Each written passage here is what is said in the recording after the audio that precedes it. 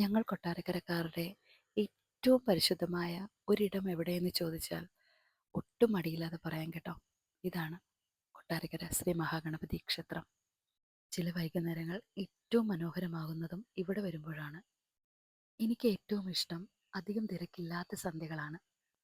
ചിങ്ങമാസത്തിലെ അത്തം നാളിലെ വിനായക ചതുർത്ഥിയോടനുബന്ധിച്ച് നടത്തുന്ന ആഘോഷങ്ങളുടെ ഒരുക്കങ്ങളിലാണ് ഇവിടം.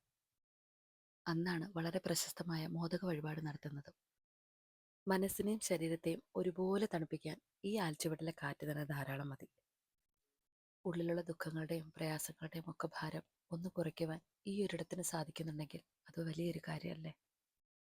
ദീപാരാധന, പ്രദക്ഷിണം, അത്താഴപൂജ, ശീവേലി, ഇത് മൂന്നു കൂടിയായ ഇന്നത്തെ ദിവസം മനോഹരം തന്നെ. ഇതൊക്കെ കഴിഞ്ഞതാ ഇവിടെ വന്ന് ഇങ്ങനെ ഇരിക്കും. ഇവിടുത്തെ വിശിഷ്ടമായ ഒരു വഴിപാടുണ്ട് കേട്ടോ. ആ രുചിയെ വെല്ലാൻ മറ്റൊന്നിനും കഴിയില്ല.